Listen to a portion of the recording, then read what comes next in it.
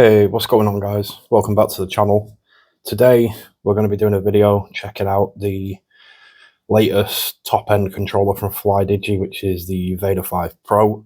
This is Flydigi's latest sort of pro-level controller, and it's jam-packed with features, really everything you could really want on a controller. As you know, I don't really do traditional unboxing, so I'm not going to obviously unbox what's in it, but what I will say is, obviously, you get the usual nonsense, like paperwork that you get with electronics. You get, obviously, the controller, Type-C to Type-C charging cable, a wireless dongle, and a couple of extra back paddles. The back paddles are quite hidden in the packaging, so don't go throwing away the box until you find those. Obviously, I didn't even realize they came with it at first and nearly threw the box away. So yeah, in regards to the controller, here we have it here. Now, this controller obviously is your standard, well, sort of standard Xbox style. It's got textured grips, nice looking sort of gold accents, gives it a little bit of personality, feels solid in the hand. It's quite a weighty controller, and the textured grips, which I will show you in a minute, are like, they're really nice, some of the nicest I've ever used on a controller, really. So in regards to the features of the controller, obviously it's got your Hall effect sticks, so you don't get stick drift. The gold things here, they twist to adjust stick tension.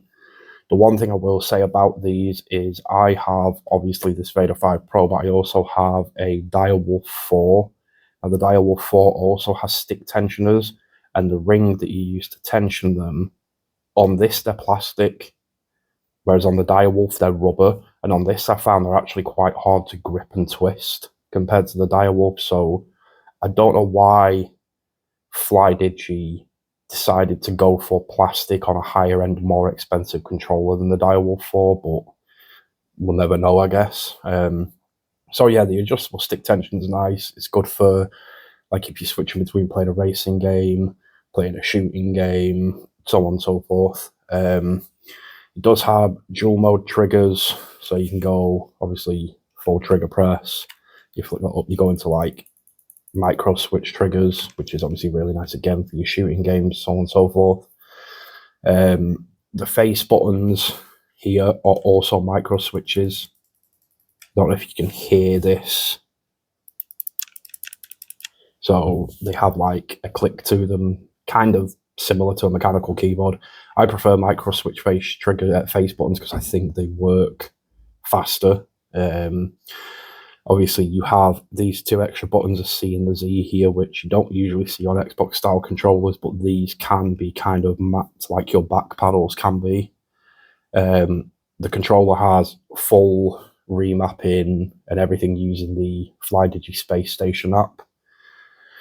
I'll leave a link in the description below to the Space Station app. So yeah, this controller and the software is basically built for people to tweak everything. Just a side note, if you hear any noise in the background, it's the stupid cat running around because I think she sees another cat in the back garden. So she's going a bit mental at the moment. So yeah, as for like the connectivity of this controller, as you can see, there's a switch on the back. So NS being Nintendo Switch, then you have Bluetooth, and then you have the dongle. I have used this on the dongle. I don't primarily use it on the dongle because my PC has Bluetooth, so I just connect it via Bluetooth. But it works perfectly fine on either, and then obviously you can plug it in and use it that way, and also that charges the battery at the same time. Battery usage, I've had this controller about 4 days now. I've used it for about 2 days for 6-7 hours each day, and I haven't had to recharge the battery yet, which is one problem I did have with Flydigi's Direwolf, I found the battery died way too quickly. So it's nice that they put a nicer battery into this one with better capacity. So yeah, like in regards to the cons, like I've seen some users on Reddit talk about connectivity issues. I'm not really sure what they're talking about because, like I said, I haven't had an issue connecting this controller to my PC, so I don't know whether it's just a PC issue for them. I've also seen people say the Bluetooth reliability is a bit hit or miss. Again, I don't really know what they're talking about. My Bluetooth adapter in my PC is a Bluetooth 6 adapter, so whether they're using like a Bluetooth 5 or whatever, I'm not sure. The software isn't the most polished, but it's easy to use. It's pretty practical. It might not be the best looking thing in the world, but as long as it gets the job done, it gets the job done. In regards to the only other issue I really have with this controller is, like I said, these tension rings being plastic because they are quite hard to grip. The one thing I haven't really spoken about is how it has extra bumpers here. So you have obviously your main bumpers, your triggers, and then extra bumpers here. And then obviously on the back you have these built-in back buttons, and then these are the paddles. Now these paddles just slide in and out. As you can see, there's like a slot and like this bit there. So you would basically,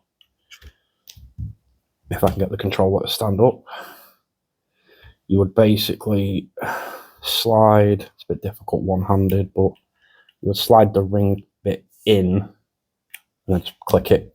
It'll push in, it'll click, and then, yeah.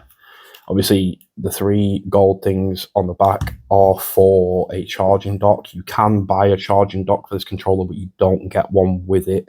But you can buy them, and they are pretty cheap. Price-wise for this controller, I get all of my like Chinese Hall Effect controllers off Temu, so I paid around the £60 mark for this controller.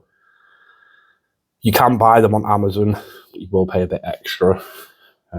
So either pay a bit extra and get Prime next day delivery, or pay a bit less and wait 6 to 8 days. So yeah, I'll just power it up quickly. As you can see, it lights up at the sort of bottom.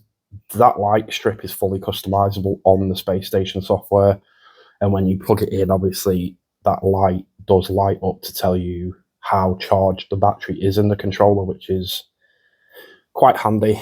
So yeah, the verdict on this controller, actually that's one more thing I want to point out quickly. Have you noticed all the back is rubber?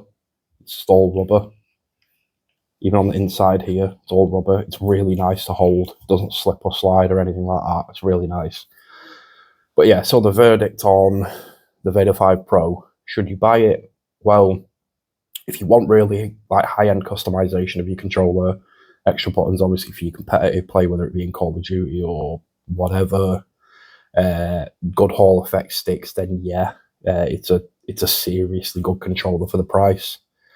The one other thing I will say is obviously this being a wireless version, it only, like I said, works on PC, Switch, and I think it works on Android as well. There is a version that does work on Xbox for this, but it has to be the wired version. So if you have an Xbox and you want this controller, make sure you buy the wired version. If you buy the wireless, it won't work. You can plug the dongle into the Xbox's USB socket, it still won't work. Just make sure you buy the actual wired version, which is slightly cheaper than this one. But yeah, I'd recommend this controller if you're after a decent high-end controller. It's probably one of the best sort of competitive controllers on the market at the minute. So yeah, I'll leave the review for there now, guys. If you enjoyed it, drop a like, subscribe, and let me know if you have one of these or you're planning on picking one up, or even what your favorite controller is at the minute. And I will catch you all in the next video.